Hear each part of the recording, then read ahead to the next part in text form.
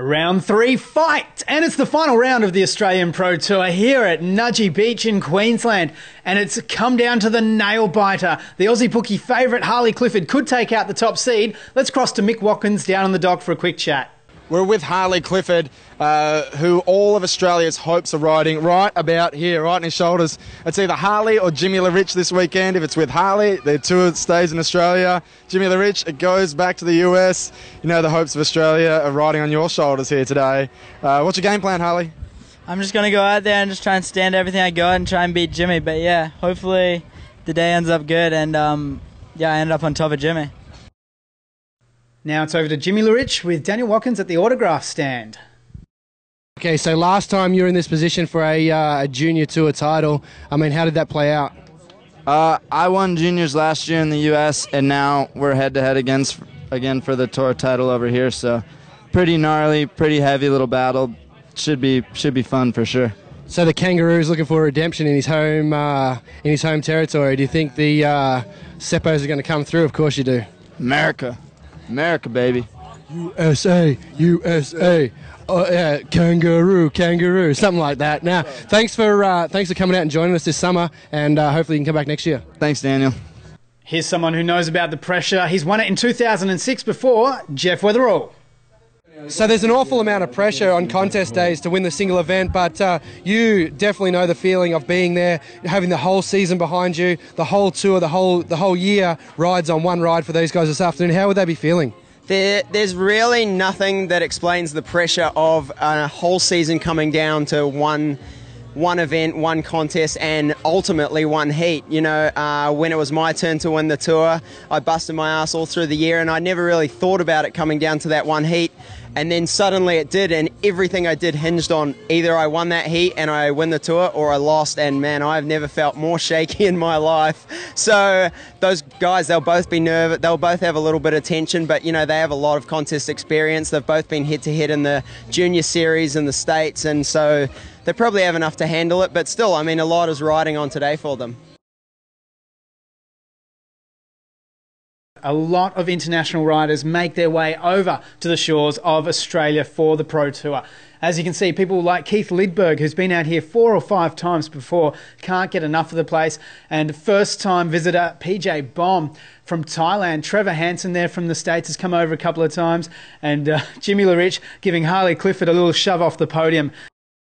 There's a lot of riders like Corey Bradley that didn't quite make it into the top 4, but still they made it into the top 8 finals. And let's catch some of the highlights of the action.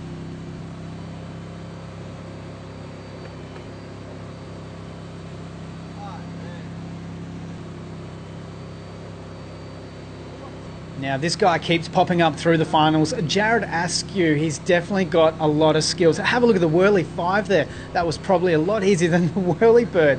That kid has got every mobe under his belt plus some more.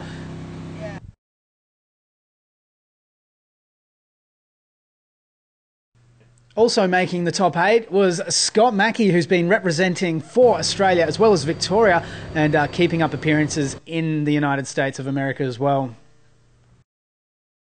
One guy who is no stranger to the Australian shores, Brad Smaler. He made it through to the top 8 in every stop this year, and he's definitely going to come back. He's been off with injury for the last year and had a bit of a bad back, but pretty much since he landed his 1080, he's now coming back better and stronger than ever. Keep an eye on him next year.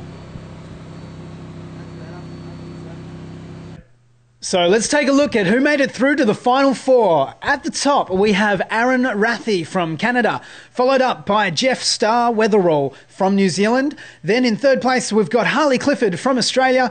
Bringing up the rear is Jimmy LaRich from the United States of America. Off the dock first is Aaron Rathie. Now this Canadian rider is full of style and takes everything big. You can see how big he goes on that front side mute 180. Coming in now on his heel side edge for his third trick. The judges will be watching closely. It was a pretty low KGB. Could have been a little bit bigger, I think. But I'm sure he's got some more tricks to come. Sliding into home base on that Pete Rose and a load-bearing beam. A very solid backside 540.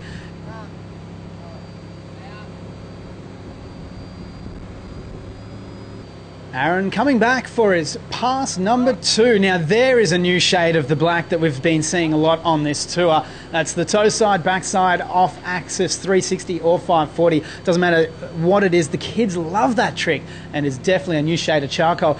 There's the backside, 720, wake to wake. We haven't seen that in a competition for a long time, if at all. And unfortunately, Aaron taking a dive into the water there. And now it's off to Jeff Starr, Weatherall, for his final pass. Jeff boosting off the wake there. This kid from New Zealand used to be a fresh farmer for sacrificial animals, and now you can see how big he goes on that front side 360. That was almost as big as a Rayleigh. This kid is not shy of going large. A little sloppy on the backside 540. I've actually seen Jeff do backside sevens wake to wake before. He knows he can do them. Have a look how big that crow mobe is. It was as if it didn't even happen. He is stoked with that. Pass number 2 for Jeff Weatherall, a huge bat wing to blind 360, coming back in on his heel side edge for trick number 2. The Whirlybird 540 and sloppy for Jeff. That is unfortunate, taking a dive. Here he goes now with the 720 and again in the drink. Leaving it open now for Harley Clifford. Now he is the Australian bookie favourite for the whole Pro Tour. Let's see what this kid's got to offer on the water. Harley gliding his way out into the flats, followed up by a home run there with the Pete Rose. Now, no pressure on this kid's shoulders, but he does know he has to better Jimmy Larich's pass, otherwise he will not make it to the top. These two are sitting equal points head to head for the top seed overall, number 1. So Harley's really got to throw down, but make sure he doesn't use up all his falls at the same time. Let's see what else he's got there. That was the Moby Dick, and grabbing it all the way through. Oh, a different shade of charcoal. Reached down and grabbed on the toe side, backside, off axis 360, and finishing up with a toe side blind 1/8 just for good measure. Pass number 2, and off the bat it's a 900. Harley just throws in the huge hammers and straight away backs it up with a heel side blind 5, and unfortunately uses his wakeboard as a shovel. So he knows that he's got 1 fall down, he's only got 2 to come, he's got to make the most of it. Heel side, front side 7, not a problem for this kid. That was actually switched. That's how confident he felt about that.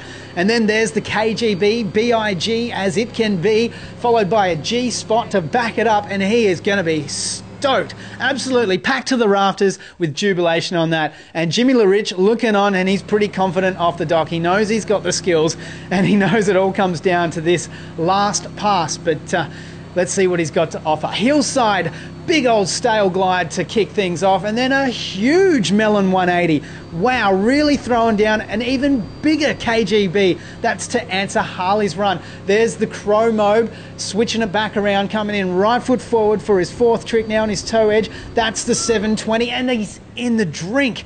This is a real nail biter here.